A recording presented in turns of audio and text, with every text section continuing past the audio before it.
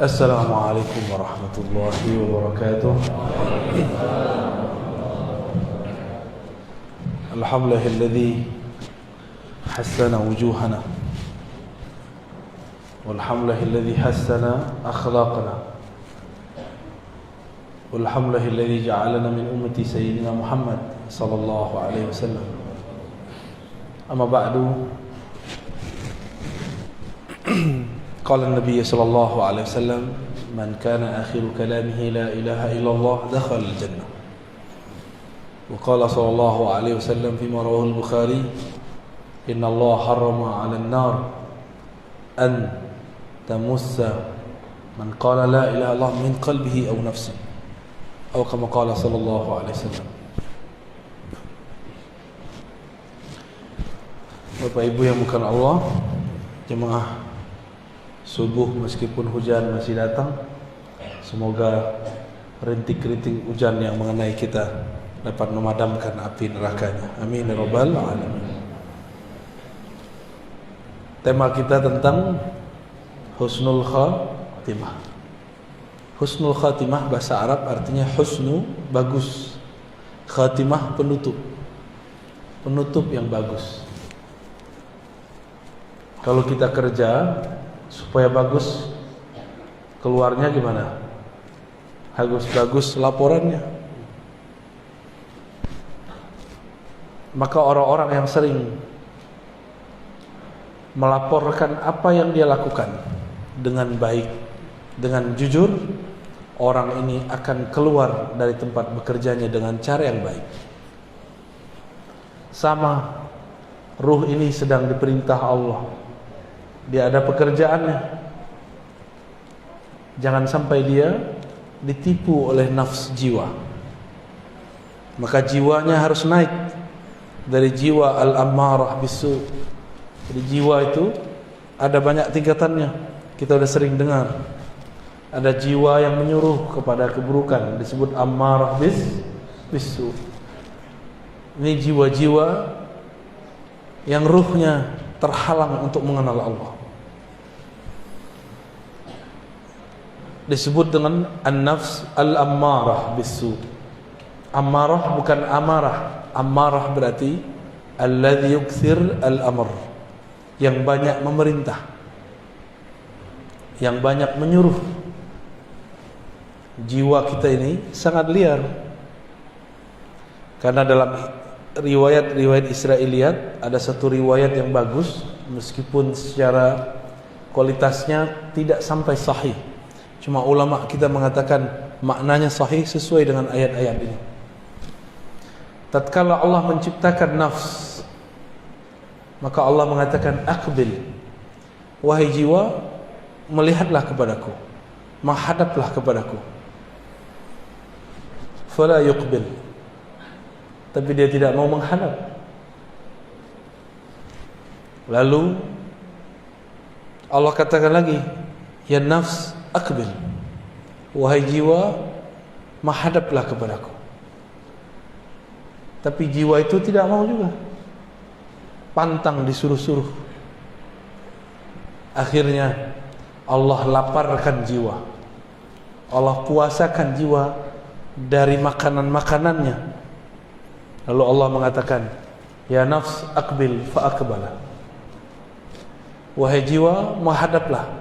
Barulah jiwa itu menghadap kepada Allah Subhanahu wa ta'ala. Jadi cara untuk mendidik jiwa ini supaya dia naik dari yang paling rendah ammarah, minimal naik ke lawamah, itu puasa. Puasa di situ bukan hanya puasa zahir, tapi juga puasa batin. Nafs itu ada penyakit di dalamnya, sombong. Puasa dari kesombongan. Nafs itu pengen didengar selalu, tidak mau mendengar orang. Nafs itu pengennya ditaati, tapi tidak mau mentaati.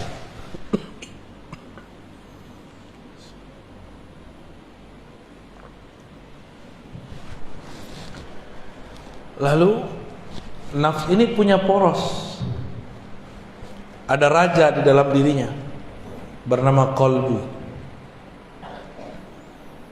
Jangan sampai nafs ini menjadi rajanya kolbu, tapi kolbu harus menjadi rajanya nafs. Bagaimana caranya? Karena kolbu ini tempat Allah memandang, maka lakukanlah seperti Allah pernah dulu melakukannya. Puasakanlah jiwa, puasakan dia dari memandang yang tidak benar, puasakan dia dari mengatakan hal-hal yang tidak benar. Maka jiwa nanti akan patuh kepada kalbu.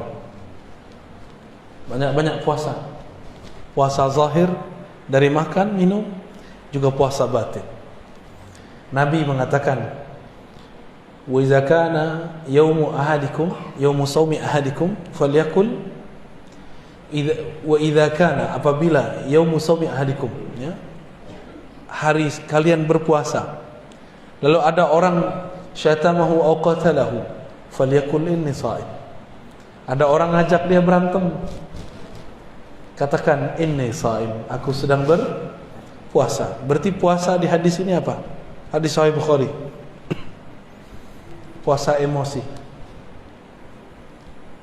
Puasa emosi. Nabi itu sangat mengerti kondisi jiwa. Maka Nabi mengatakan, jika kamu marah dalam keadaan berdiri, duduklah. Jika dalam duduk marah, maka tidurlah.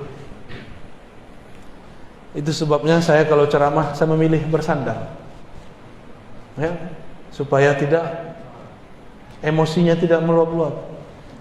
Ya, silakan para satis dicobain. Ya, cobain kalau ceramah itu bersandar. Maka kita nafsnya sudah disandarkan, tinggal yang bicara kolbunya, lidahnya dipinjam sebentar.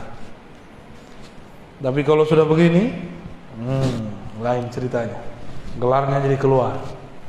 Saya doktor, saya LC, lulusan apa tuh? Lulusan Ciputat. Lama Kairo. Ya, lama di Kairo. Itu istilah baru yang saya dapat di Medan. Dari Dr. Thohir, alumni Kairo ini, alumni Mesir ini. LC kata dia lama di Kairo. Kalau MM masih di Medan. Jadi si jiwa ini harus dipuasakan terus, nanti dia naik ke lawamah. Apa ciri-ciri jiwa kita sudah naik ke lawamah? Kita suka menyesali perbuatan. Maka ahwal, kondisi yang terjadi pada orang yang sudah naik ini namanya muhasabah. Apa namanya? Suka menghisap dirinya, bukan menghisap orang lain. Suka menyalahkan dirinya, bukan menyalahkan orang lain. Lawamah itu dua, ada lawamatu ghairi. Dia mencaci maki orang lain, itu setan. Setan itu dikeluarkan dari surga, yang salahkan iblis, yang salahkan Adam. Iblis keluar dari surga, yang salahkan siapa? Nabi Adam. Lalu justru dia diusir karena dia tidak patuh kepada Allah. Ketika Nabi Adam pun juga diusir dari surga, beliau salahkan siapa? Dirinya sendiri. Ini beda Bani Adam yang ruhnya hidup dengan Bani Syayatin.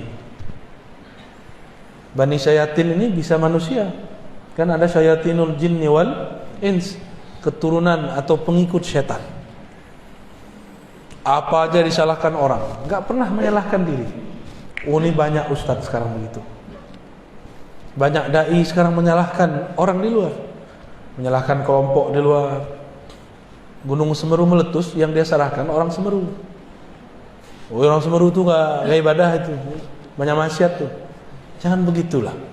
Kalau Anda tidak sanggup membantu mereka, jangan sakiti hati mereka. Sinabung dekat sini kan? Oh, di bawahnya banyak orang kafir. Kalau engkau tidak mau bantu, uskut, diam aja. Karena untuk membantu tidak mesti dia seorang muslim. Membantu antara manusia dan manusia ini adalah hal yang wajib. Karena Nabi memahami ayat, Allah jadikan kamu berkabilah-kabilah, bersuku-suku, lita'arafu, supaya kamu berkenalan. Salah satu penyakit jiwa itu adalah merasa dirinya baik. Itu satu. Yang kedua, merasa sukunya terbaik. Hati-hati ya. Ini kita ini nggak tahu sebenarnya suku orang Medan ini banyak ya. Di Medan ada Melayu, ada Batak, ada Minang, ada Jawa, ada Mandailing itu masuk Batak ya? Batak sendiri masuk Batak ya. Kirain nggak mau disebut Batak ya. Ada suku Melayu Aceh, Melayu Delhi, ada Melayu Riau, Melayu Jambi, banyak sekali. Kalau kita ini merasa lebih baik dari orang, berarti nafsiyahnya lebih tinggi ya. Jadi misi Rasulullah itu menghancurkan perasaan kibir. Jadi nafs al-ammarah tadi dia punya karakter dia merasa lebih baik dari orang. Jadi kalau kita duduk di sini merasa lebih baik dari yang di samping, berarti nafs ammarahnya masih aktif. Harus dipuasakan, harus dihantam dengan puasa. Kalau sudah naik ke lawamah, dia sering muhasabah. Hasibu qabla an tuhasabu, mutu qabla an tamutu. Hisablah dirimu sebelum kamu dihisab. Matikan dirimu sebelum kamu mati. Maksudnya bayangkan kalau kita mati, apa yang akan kita bawa? Pertanyaan di alam kubur tidak aneh-aneh. Cuma man rabbuka, man nabiyuka. Siapa Rabbmu? Tidak ditanya pernah bangun masjid, tidak, enggak ditanya. Enggak ditanya hafalannya berapa. Enggak ditanya tahajudnya banyak atau tidak. Yang ditanya siapa Rabbmu? Kamu tahajud untuk siapa? Kamu bangun masjid karena siapa? Kamu sekolah karena siapa? Kamu ngajar, kamu belajar untuk siapa? Untuk debat. Berarti kamu bukan bagian dari ahlullah. Jika ini muhasabahnya sudah rutin, nah inilah thariqahnya Imam Al-Harith Al-Muhasibi, Imam Salafus Saleh ya, Imam apa? Salafus Saleh. Jadi semenjak zaman Salafus Saleh sudah ada imam yang mengajarkan thariqah muhasabah. Imam Al-Muhasibi mengajarkan murid-muridnya, sebelum tidur ingatlah semua aktivitas kita sebelum tidur, mulai dari bangun sampai mau tidur lagi. Jika ada tergores di hati, minta ampun kepada Allah. Jika ada kebencian masuk ke hati, minta kepada Allah supaya dicabut. Jika ada dendam di hati, emosi, minta kepada Allah supaya Allah menentramkan qalbu. Itulah amalan Imam Al-Harith Al-Muhasibi. Ternyata beliau ini mengamalkan amalan sahabat yang dulu Sayyidina Abdullah bin Umar penasaran kepada dia. Dilihat-lihat ternyata tahajudnya sedikit, sedekahnya tidak banyak, baca Qur'annya juga standar. Setelah 3 hari Abdullah bin Umar bertanya, kata Rasulullah, engkau ini ahli surga, tapi aku tidak melihat amalanmu banyak. Lalu Abdullah bin Umar bertanya, apa ma sya'nuka? Amalan kamu apa gerangan? Dijawab oleh sahabat ini, disembunyikan namanya. Tidaklah aku mengambil tempat tidurku, kecuali aku membuang semua kebencian, semua goresan, semua dendam dari qalbuku. Jadi dia tidur enggak bawa dendam. Dia tidur tidak bawa kesombongan. Dia tidur dalam kerendahan hati, kehinaan jiwa. Disitulah dia kemudian minta ampun kepada Allah. Baru dia mengatakan, Bismikallahumma ahya wa amut. Ya Allah, dengan namamu yang maha agung, aku hidup dan aku minta ditidurkan. Kalau ini sudah rutin, naik ke nafs al-mulhamah. Mulhamah ini, orang sudah mulai berdialog dengan jiwanya, dengan kalbunya. Nabi pernah bersabda, istafti qalbak, bangunlah dialog dirimu dengan dirimu. Istafti qalbak, hadis Tirmizi.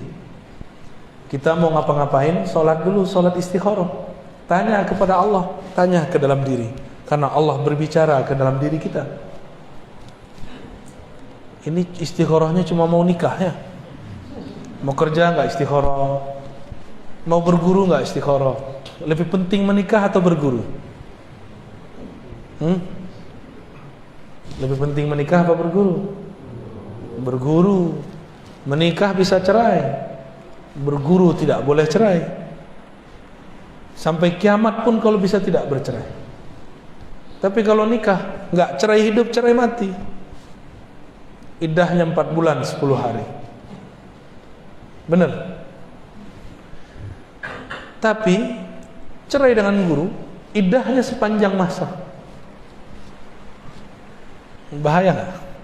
Ya? Maka berguru harus istikharah. Istikharah itu artinya istikharah, meminta agar Allah memilihkan. Allah makhtarli wa la tukhayyirli. Ya Allah, pilihkan untukku, jangan engkau membiarkan aku memilih untuk diriku sendiri. Sudah beristikharah mau cari guru? Belum ya? Kalau sama istri bisa tengkar, sama guru nggak boleh tengkar. Ya? Sama pasangan bolehlah kita ngambek sebentar, sama guru ngambek sebentar, itu murid durhaka, berbahaya. Ya, istikharahlah. Nah, mulai bangun komunikasi dengan kolbu. Saya istikharah setiap kali mau ngajar. Jadi kalau tambah sering ngajar, saya tambah sering istikharah. Saya tanya, ya Allah, apa yang saya mau ajarkan? Tolong gerakkan lidah ini, pancarkan dari kolbu kami nurmu. Hanya engkaulah yang mampu berbicara. Hanya engkaulah yang menggerakkan kolbu. Di situ saya baru baca assalamualaikum. Jadi nol dulu kita, baru kita bicara. Ya. Nah itu coba amalkan Pak. Sebelum tidur, kesel sama pasangan, marah sama anak, tidak baikan dengan tetangga, bermusuhan, iri dengki dengan teman bekerja, dibuang semua. Jika pernah kita menyakiti mereka, mintakan ampun kepada Allah, kirim Fatihah untuk mereka. Katakan, ya Rabb, tumbuhkan ridha dalam kalbu orang yang memusuhiku, dan jadikan aku orang yang fi qalbi salamah, di dalam kalbuku ada salamah, keterbebasan daripada penyakit-penyakit kalbu. Satu kali Nabi Muhammad sallallahu alaihi wasallam mengatakan, Allahumma inni a'udzubika min an uradda ila ardhil umr wa a'udzubika wa as'aluka salamata sadr wa a'udzubika min su'is sadr. Hadis ini ada di Bukhari, ada di Muslim, ada yang terpisah, ada yang digabung. Nabi SAW mengatakan, ya Allah, aku berlindung kepada engkau dikembalikan kepada masa yang hina sebelum kami meninggal. Ya, boleh pakai bahasa Indonesia ya, kalau nggak hafal bahasa Arabnya. An uradda ila ardhalil umur, dikembalikan kepada keadaan umur yang hina. Anak kecil tidak bisa apa-apa, ngapain saja harus dibimbing, harus dibantu. Maka dikembalikan masa seperti itu disebut arzalil umur. Kalau ada di antara keluarga kita sudah begitu, maka katakan, ya Allah, ikhtim lana bihusnil khatimah. Keadaan ini sudah takdir engkau, kami ridha ya Allah, tapi tetapkanlah kami dalam husnul khatimah. Kembali ke hadis tadi. Hadis ini berkaitan dengan surat Yasin. Wa man nu'ammirhu nunaqqishu fil khalq. Siapa yang kami panjangkan umurnya, kami kembalikan dia seperti semula jadi. Dulu tidak bisa bicara, sekarang susah bicara. Tidak bisa jalan, sekarang nggak bisa jalan.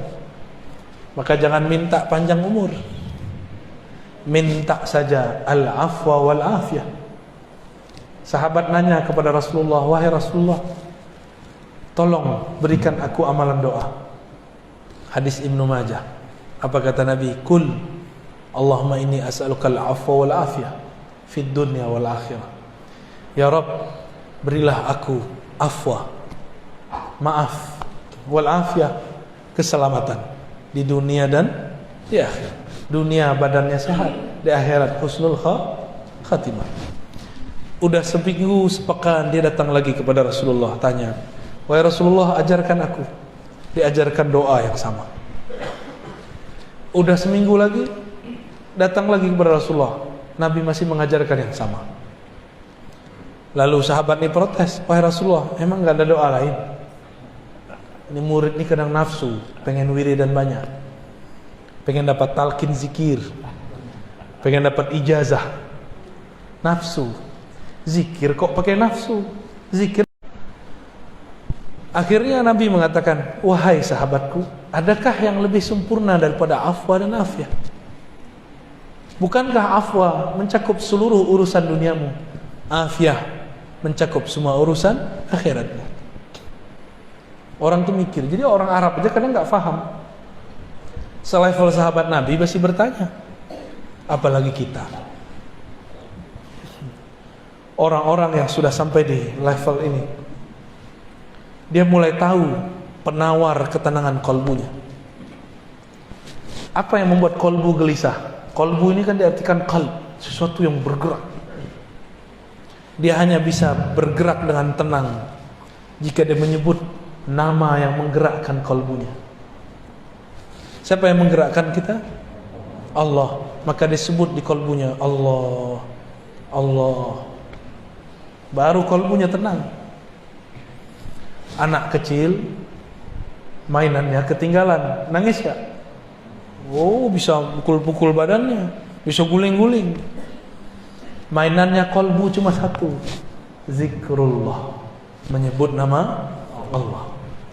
Kalau di sini sudah rutin, sudah sering berdialog dengan kolbu, sudah tahu obat penawar gelisahnya kolbu, yaitu zikrullah, maka orang ini naik ke makom yang tadi ayatnya dibaca.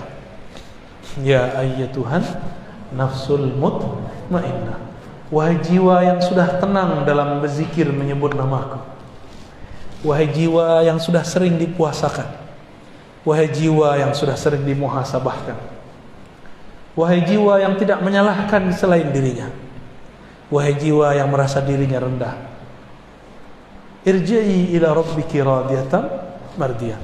Sekarang kamu dapat tiket pulang, diundang langsung oleh Rabbul Bariyah dengan penuh ridha dan mardiyah.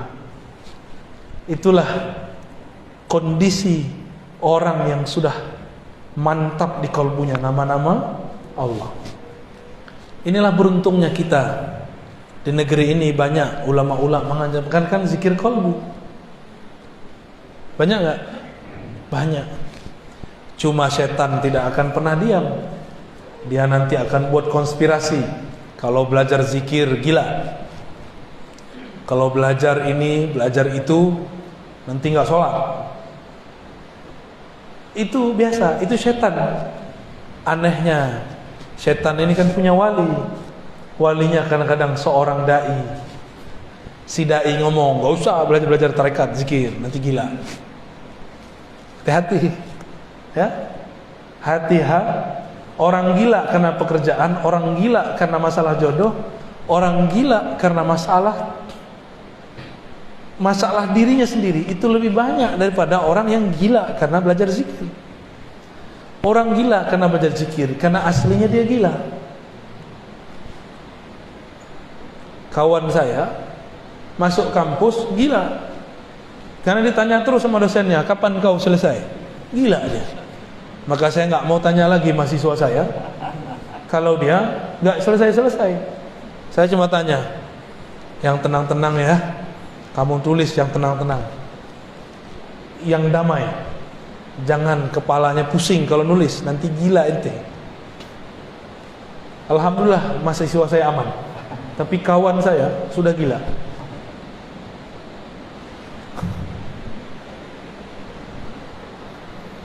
Udaranya sendu sekali ya, seperti suara saya.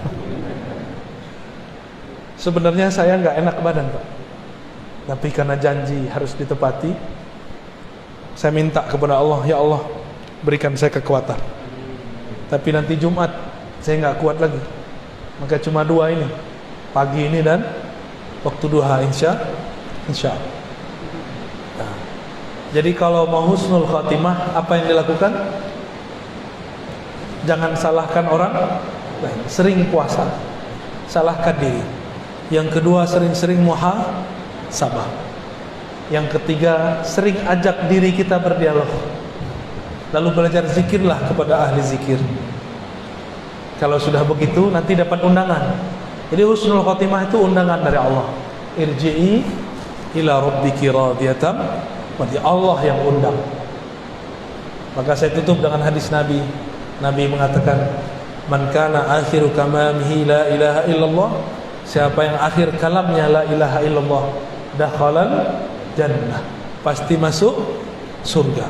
Ada anak muda nanya, tamatan lama di Kairo, LC juga.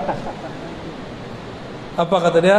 Buya, Nabi sebelum meninggal enggak baca la ilaha illallah, baca ummati ummati.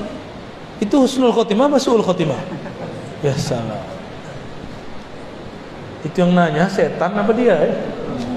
Tapi bagus. Bagus itu pertanyaan. Kira-kira gimana Pak? Nabi sebelum meninggal enggak baca la ilaha illallah, baca apa?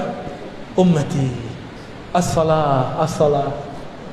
Ittaqun nas, ittaqullah fil nisa, ittaqullah fis salah. Itu apa? Itu cara menjaga la ilaha illallah. Nabi itu, dia dan Allah sangat dekat. Kalau sudah dekat tidak perlu sebut menyebut. Saya dengan Dr. Thohir, karena sekarang jaraknya cuma 1 jengkal, nggak perlu saya bilang Dr. Thohir tuh orangnya. Saya nggak ngomong begitu, karena dia udah di samping. Tapi kalau orangnya di luar, saya omongin si dokter tuh yang lama di Kairo. Saya ngomong begitu. Tapi kalau orangnya di samping, perlu nggak? Dulu kalau kita cinta seseorang, kalau belum ketemu kita sering sebut namanya, cari-cari nama dia di Facebook, cari-cari nama dia di Google, cari-cari nama dia di sosial media, cari-cari nama dia di kalangan teman-temannya, kirim-kirim salam. Benar? Mirip-mirip begitulah. Orang kalau sudah cinta sering-sering sebut nama. Kalau sudah menikah masih begitu nggak? Enggak. Ya, nggak perlu lagi sebut-sebut nama. Yang punya nama sudah bersama saya. Kalau orang sudah dekat kepada Allah, zikirnya bukan lagi menyebut, zikirnya memandang. Zikirnya dipandang oleh Allah Subhanahu wa ta'ala. Lebih kurang itu ya. Ada pertanyaan tak? Assalamualaikum warahmatullahi wabarakatuh. Alhamdulillah, semoga mulia dan alhamdulillah seluruh Allah berkenan bagaimana mensinkronkan hati, mulut dan pikiran serta pandangan sangat gampang diucapkan tapi sulit dilakukan. Terima kasih. Man la yara muflihan la yuflih abadan. Begitu kata Imam As-Surawardi. Siapa yang tidak punya contoh orang baik tidak akan pernah baik. Siapa yang tidak pernah melihat orang sukses tidak akan pernah belajar kesuksesan. Siapa yang tidak bermursyid, maka lisan, kolbu dan ruhnya tidak akan sejalan. Maka carilah mursyid. Nanti mursyid itu bimbing kita supaya lisan, pikiran, kolbu, ruh ini sejalan. Guru. Kenapa anak kecil tidak bisa fokus? Karena tidak ada gurunya. Kalau ada gurunya bisa fokus gak? Bapak ibu ini yang sekarang bisa fokus, dulu waktu kecil sholat juga nyikut-nyikut kawan. Bahkan saya lihat nih, sikutnya ada tandanya tuh ya. Dulu pernah giniin temannya tuh, dan jatuhnya satu deret. Ya, betul ya. Maka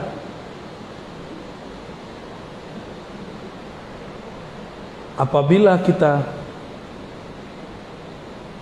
hendak menyelaraskan zahir dengan batin, carilah guru yang mengerti zahir dan batin. Kalau ingin sesuai zahir dan batin, jangan berguru hanya kepada ahli fikih. Ahli fikih kebanyakan tahu cuma sunnah bid'ah, halal haram, sah dan batal. Ahli akidah taunya benar dan salah. Ahli tasawuf, ahli kolbu taunya mana yang terbaik, mana yang kurang baik. Nah, cari guru ini. Semua amalan itu bagus, tapi yang mengerti amalan ini untuk apa, itu ahli kolbu. Dokter tahu obat nih semuanya bagus. Tapi kalau kita sakit, apakah semua obat dikasih? Enggak, keracunan nanti, gagal ginjal nanti. Maka mursyid yang dapat ijazah dari gurunya, dididik oleh gurunya, dia tahu cara mengatur obat zikir untuk kalbu. Jadi carilah mursyid, ya. Sudah seumur begini kok nggak punya mursyid juga, ya. Carilah, di Medan nih banyak ahli-ahli zikir, ya. Allahumma sholli ala Muhammad. Ini juga yang kita berbincang mudah-mudahan saya ingin hijrah. Apa yang pertama kali yang saya mau hijrah, ingat-ingat kalam Sayyidina Ibrahim, inni muhajirun ila Rabbi. Aku hijrah kepada Allah, bukan hijrah ke NU, Muhammadiyah, Salafi, Jemaah Tabligh, bukan. Gak ada hijrah begitu, itu bid'ah itu. Hijrah itu kepada Allah. Faman kanat hijratuhu ila Allah wa rasulih. Hadis sahih Bukhari Muslim. Siapa yang hijrahnya kepada Allah, kepada Rasulullah, fa hijratuhu ila ma hajara, fa hijratuhu ila Allah wa rasulih. Maka Allah sampaikan dia kepada niatnya. Jadi berhijrah itu bukan bercelana jingkrang. Berhijrah itu bukan berarti tadi tidak berjenggot, sekarang berjenggot. Berhijrah itu tadi kolbunya ditawan oleh dunia, sekarang kolbunya dipenuhi nama pemilik dunia, Allah Subhanahu wa ta'ala. Itu hijrah. Maka hijrahmu adalah gurumu. Ini pentingnya berguru. Kamu berhijrah tergantung gurumu. Jika gurumu hijrahnya benar, pasti hijrahmu benar. Maka hati-hati dalam berhijrah. Jangan gagal fokus, nanti hijrah urusan celana. Hijrah urusan yasinan, tahlilan. Itu bukan hijrah, itu namanya khilafiyah. Ya, tahu khilafiyah? Sesuatu yang diperdebatkan ulama. Jadi yang pertama harus dilakukan, niatkan hijrah, berpindah dari kegelapan kepada cahaya Allah.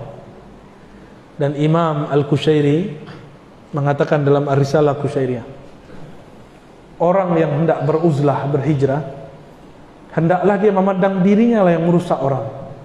Ketika dia berhijrah, beruzlah, dia tidak memandang orang lain itu merusak dia, tapi dialah yang merusak orang lain. Maka dia berhijrah, beruzlah karena dia mengatakan, ya Rabb, maafkan aku, adanya aku pada mereka membuat mereka rusak.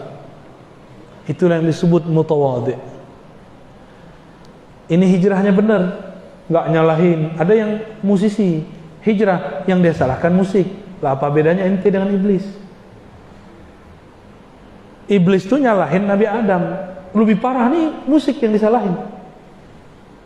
Hijrah aja. Musik kalau nggak dipetik juga nggak bunyi, nggak diketuk juga nggak ada suaranya. Berarti masalah musik itu masalah siapa? Masalah dia. Itu musik kalau bisa bicara dia protes kepada Allah Subhanahu wa ta'ala. Ada orang hijrah, tengkar dengan suaminya, tengkar dengan istrinya, dan itu bukan hanya di Indonesia, itu ada di Mesir, ya. Syekh Said Mamduh, ya. Antum zurtum, ya? La ma tazur. Syekh Said Mamduh ahli hadis di Mesir, murid Syekh Yasin, murid Sidi Al-Ghumari, itu menulis kitab tentang ahkamul kubur. Di muqaddimahnya dicerita, cuma karena satunya salah hijrah, si istri minta ditalak, lalu siap dipoligami. Masalah poligami masalah lain. Si istri kerja di satu tempat, suaminya kerja di bank. Apa kata dia? Kau ni pezina, sama dengan menzinai ibumu 70 kali. Maka diminta cerai. Dan itu tidak satu dua orang, sudah banyak orang. Di Mesir Syekh Said Mamduh cerita, di kalangan kita juga banyak sekali, ya. Ternyata perempuan ini kalau salah hijrah lebih galak dari laki-laki. Ya, hati-hati hijrahnya ya, ibu-ibu ya. Ada yang perempuan nih, jangan salah berguru. Hijrah karena Allah. Jika hijrahnya karena Allah, maka kita akan dibimbing Walaupun nyerempet-nyerempet sesat dikit, nanti Allah selamatkan. Saya ini juga dulu hijrah.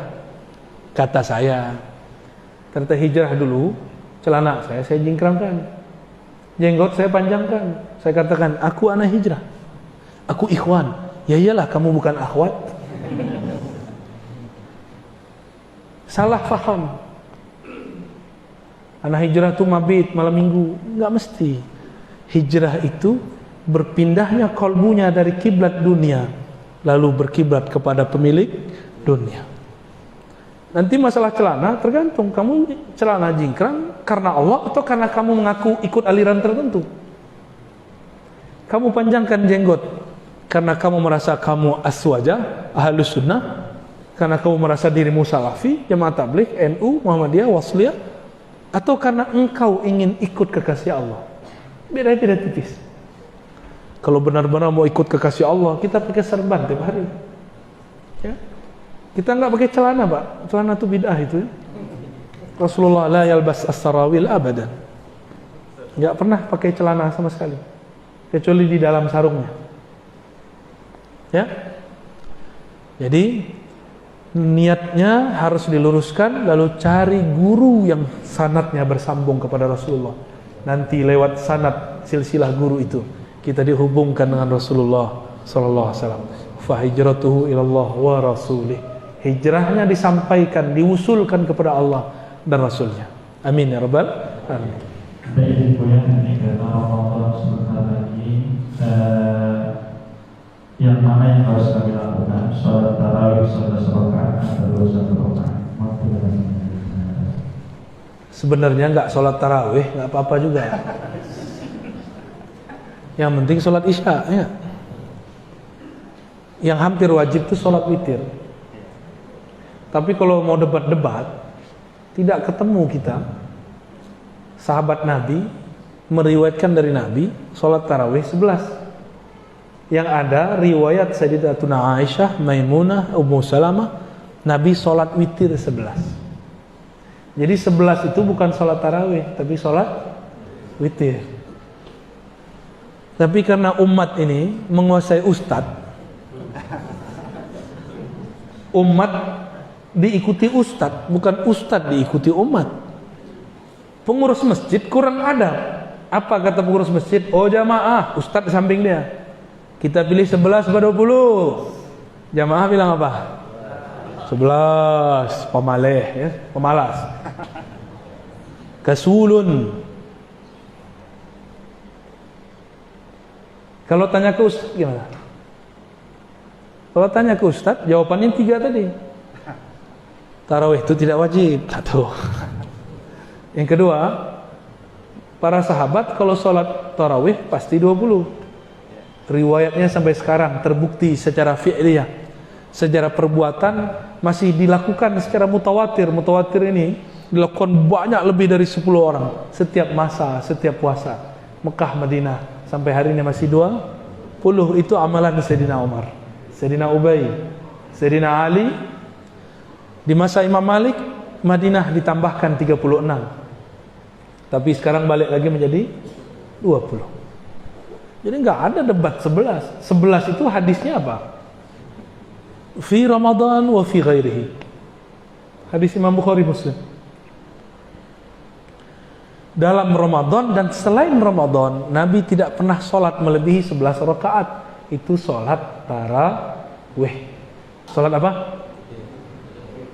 Witir. Pintar. Berarti fokusnya bagus. Itu sholat apa? Buka aja kitabnya Imam Muslim. Itu hadis sholat witir, bukan hadis sholat tarawih.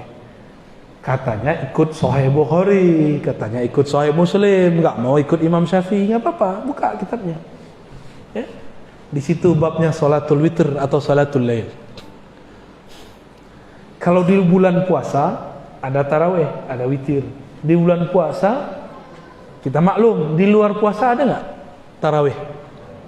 Hadisnya mengatakan di dalam puasa dan di luar puasa. Berarti hadisnya tentang sholat tarawih apa witir? Berarti kalau ada orang memakai hadis ini untuk dalil sholat tarawih, dia salah faham. Karena tidak ada ulama mu'tamad yang menggunakannya untuk hadis sholat tarawih. Karena tidak ada tarawih di luar bulan puasa. Bukalah pikiran, ya. Hadisnya ngomong begitu. Jadi saran saya, kalau ikut ulama dari masa ke masa mutawatir dari Mekah Madinah, giliran apa ikut Madinah, giliran sholatnya nggak mau Madinah, ya suka-suka aja. Sholat pakai nafsu. Ustaz, katanya kalau sholat tarawih 20 itu buru-buru. Jangan buru-buru. Yang buru-buru kan salah sendiri. Lebih baik 11 tapi pelan-pelan. Enggak begitu. Lebih baik 11 tapi tenang. Ya. 11 tapi tenang. Kenapa enggak perlu panjang-panjang? Karena Nabi mengatakan, "Idza kana ahadukum ya ummu 'alan nas." Ya. Jika seseorang kamu mengimami manusia, falyukhaffif, maka ringankan. Ulama kita kemudian rumuskan yang ringan tuh pakai alhaakumut takatsur. Ya enggak? Alhaakumut takatsur. Apa? Semoga cepat datang ke kasur. Gitu ya. Saya mau tanya, pengurus masjid ikut umat jamaah atau ikut ustaz? Ikut ulama atau ikut jamaah? Yang benar ikut siapa? Kalau kita mau beramal, apa kata jamaah atau apa kata ulama? Loh, saya punya ulama sendiri, kan kita sudah jelaskan, itu keliru. Yang menggunakan dalil 11 rakaat. Tapi kalau saya sholat 10 rakaatnya tarawih boleh nggak? Boleh juga. Cuma nggak mengikuti salafus soleh. Salafus soleh kalau mereka sholat tarawih ya 20, giliran banyak aja nggak mau ikut salafus soleh, ya. Salafnya nggak tahu salaf yang mana, ya. Jadi yang benar-benar ikut salaf itu ya orang yang sholat tarawih 20, ya. Pelajari modelnya, ya. Setiap 4 rakaat itu kan diisi sholawat, ya. Supaya yastarih, daripada diam-diam nggak jelas buka-buka handphone, mending sholawat. Udah 4 rakaat lagi, sholawat lagi. Udah 4 rakaat lagi, sholawat lagi. Begitulah terus. Itu indah, ya. Mengikuti sunnah Rasulullah Sallallahu Alaihi Wasallam. Ya. Mungkin itu yang terakhir kepada Bapak Ibu, kami tidak bisa berdosa semua. Yang terakhir mungkin kemudian kita akan ada nanti sebentar. Mungkin kemudian apakah ada ruh yang bertayang? Terima kasih. Ada kuntilanak. Ruh gentayangan itu makna sahihnya bukan jadi hantu. Yang jadi hantu itu jin atau korin, mirip dengan orang yang meninggal. Korin, ya namanya. Korin ini cuma 2 korin yang diislamkan, korinnya Nabi sama korin Imam Mahdi. Dan hanya Imam Mahdi dan Nabi Muhammad yang bisa membereskan itu semua. Atau Al-Ghaus, wali-wali yang sampai puncak, itu bisa mengislamkan qarin. Makanya jika ada datang muncul sosok Syekh Abdul Qadir, Syekh Naqsyabandi, Syekh Idrisi, itu belum tentu beliau. Siapa tahu qarinnya, kan qarin dia belum Islam, ya. Qarinnya kan bisa jadi banyak. Ada yang Islam murtad lagi, ada juga. Dia dikuasai oleh setan. Maka si qarin ini akan menyesatkan orang yang halu, yang suka mengikuti khayalan.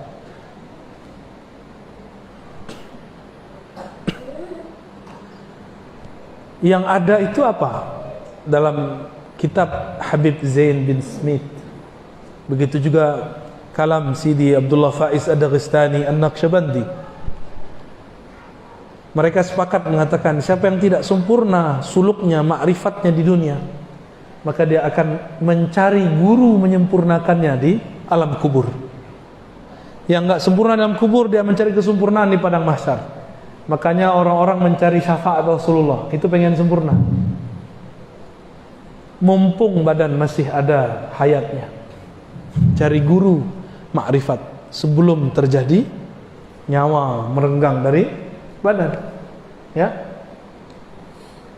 Roh ini berpindah-pindah, dia cari, kadang dia datang ke orang tertentu. Kalau orangnya bukan wali Allah, dia datang ke mimpinya. Kalau dia qalbunya bening, maka mimpinya benar. Maka mimpi ketemu orang-orang yang sudah wafat itu rata-rata benar. Tapi kalau lagi halu, bisa benar bisa tidak, ya. Jadi tidak ada arwah dalam artian orang-orang mati gentayangan kepada orang hidup. Yang ada korinnya gentayangan, ya. Kita ini Allah jadikan khalifah di bumi. Khalifah itu pemimpin, nggak boleh takut kepada jin, nggak boleh takut kepada setan, tapi nggak boleh juga sombong, ya. Jadi nggak usah takut sama hantu. Hantu ada, tapi itu jin. Tapi tidak ada namanya arwah gentayangan jadi hantu. Yang ada arwah itu mencari kesempurnaannya. Dia nggak butuh lagi kita, ya. Cukup ya. Sudah agak terang. Doanya pakai Al-Fatihah aja ya. Semoga semua yang hadir, termasuk kami Al-Faqir, Allah tutup umur ini dengan husnul khatimah. Jika Allah panjangkan, semoga dipanjangkan dalam afwa wal afiyah. Jika Allah matikan, semoga Allah matikan dalam husnul khatimah. Apapun takdirnya, corona tidak corona, sakit tidak sakit, tabrak atau tidak ditabrak, jatuh tidak jatuh, semuanya takdir Allah. Kita hanya perlu ridha. Maka kita minta, raditu billahi rabba, ya Rabb, berikan aku keridhaan dalam qalbuku. Ala hazinni wa likulli niyatin salihah wal ghayat. Al-Fatihah.